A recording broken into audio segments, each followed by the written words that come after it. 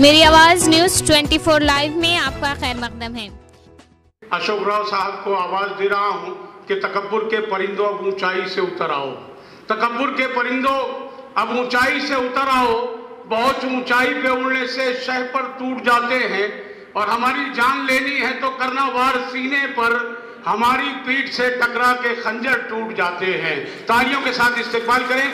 अशोक राव चौहान साहब तशरीफ ला रहे हैं आपके सामने। कर बेच डालेगा, वो खजानों को रद्दी समझकर बेच डालेगा, वो चंदन को अगरबत्ती समझकर बेच डालेगा। और हुकूमत हमने दे दी चाय बेचने वाले को, वो भारत को चाय पत्ती समझकर बेच डालेगा, वो भारत को चाय पत्ती समझकर बेच डालेगा। और वो पागल नीम की लकड़ी को भी चंदन समझता है। बड़ा नादान है दिल्ली को जो लंदन समझता है। अरे दिलकश कोई उस चाय वाले को तो समझाओ, गरीबों की कमाई को भी वो काला धन समझता है। जोरदार तालियों से सत्कार किया गया। अशोक राव जी चौहान साहब यहाँ मौजूद हैं और यहाँ पर तमाम चीफ गेस्ट हजरात मौजूद हैं। मैं उन तमाम लोगों का बहुत बहुत आभारी हूँ। स्वतंत्र भारत में ये पहले पंतप्रधान ऐसे हैं जिन्होंने 5 साल में एक भी प्रेस कॉन्फ्रेंस नहीं ली, क्योंकि इनको पता है कि लोग उठकर पूछेंगे, पत्रकार उठकर पूछेंगे, लेकिन इनको पूछने वाला आदमी अच्छा नहीं लगता। मिसाल के तौर पर मैं बोलता हूं आपको, खासदार नाना पटोले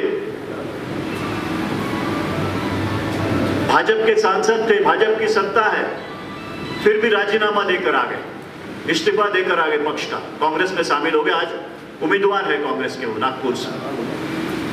उनको मैंने पूछा क्या हुआ, क्यों इस्तीफा दिया? इतनी आसान बात नहीं है खासदार की का राजीनामा देकर किसी दूसरे पक्ष में जाना जब आप सत्ताधारी पक्ष में हो। तो कहते हैं एक मीटिंग में उन्होंने सिर्फ उठकर सवाल पूछा मोदी जी से, या कुछ सजेशन दिया कि काश्तकारों के ये मसाइल जो है वो इस तरह से सॉल्व हो जाएंगे। तो वो उस मीटिंग के बाद जो नाना पटोले ने मुझे कहा, उस मीटिंग के बाद मोदी जी ने उनको बुला लिया केबिन में और बोला आइंदा मेरे मीटिंग में उठकर सवाल नहीं करने आता। तो नाना पटोले ने बोले कि हमने उधर ही सोच लिया मैंने कि ये पक्ष लोकशाही नहीं मानता, ये पक्ष संविधान नहीं मानता। सर जी परेशानियां हैं जो इन्हें दूर करना है।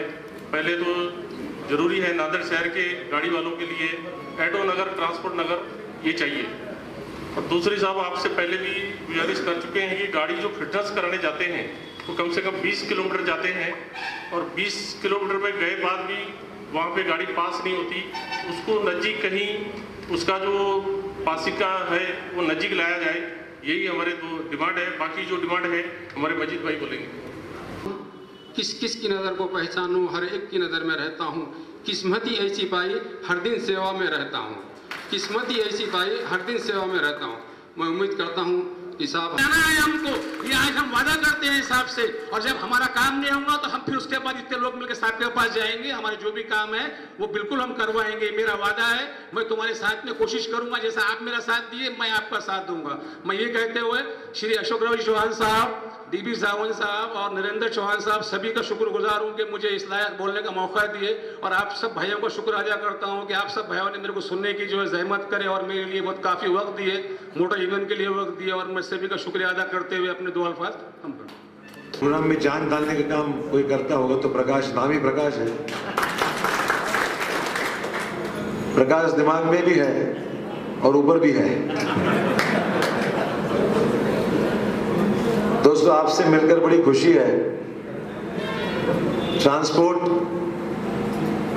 से लगे हुए सभी साथी, मोटर मालक हो, मैकेनिक हो, गैराज वाले हो, काम करने वाला मजदूर हो, ये सभी से अलग लगाव है, इसलिए कि मैं भी ट्रांसपोर्ट वाला ही हूँ। सुनाने के मुख्यमंत्री ने क्या बोला, अशोक चौहान डीलर है। हाँ तो डीलर हो गए, मेहनत करते हैं, डीलर है।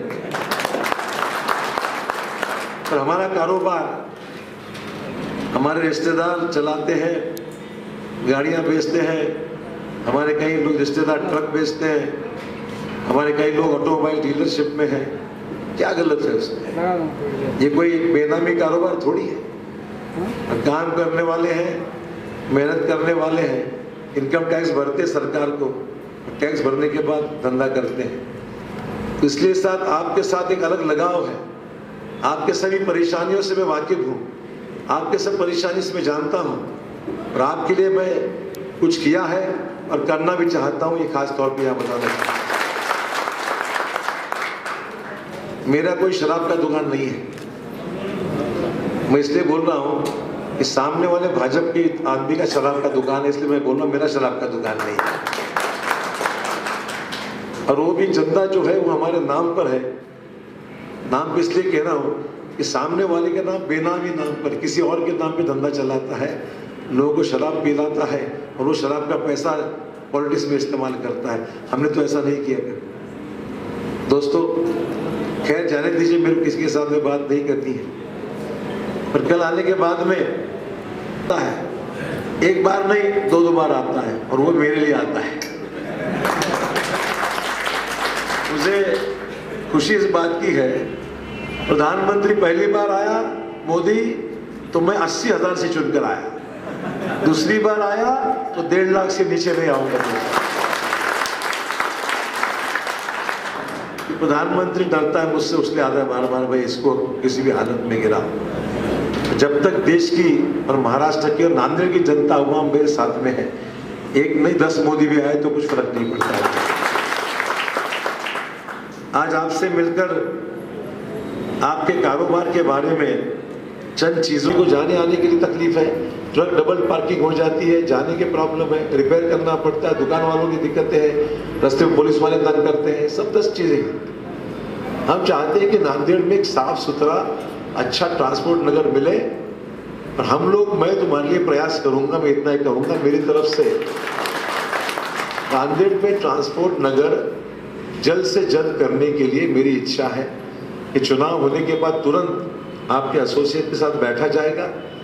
आप सबकी रिक्वायरमेंट देखकर जगह जो ली है वो ठीक है कि नहीं वो देखेंगे, या फिर और क्या करना वो भी देखेंगे।